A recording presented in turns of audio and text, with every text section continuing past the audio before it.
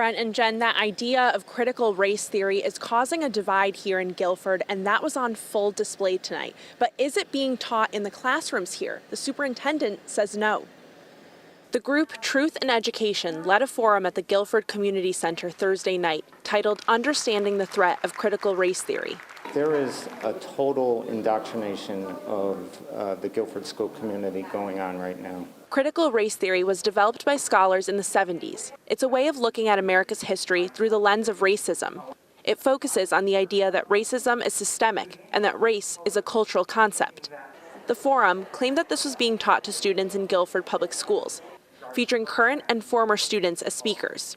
Words like equity, social justice, inclusion, culturally responsive teaching. This is the language of critical race theory. However, the superintendent, Dr. Paul Freeman, says that that's not true.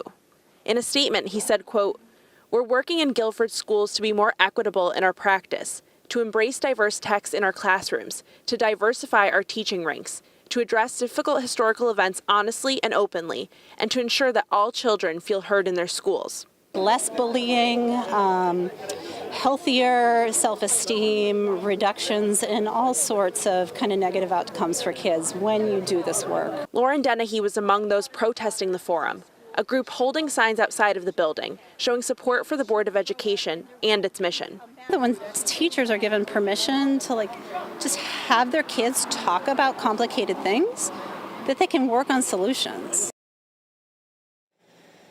Things did remain peaceful tonight on both sides despite the opposing viewpoints. Live in Guilford, Gabby Molina, Fox 61 News.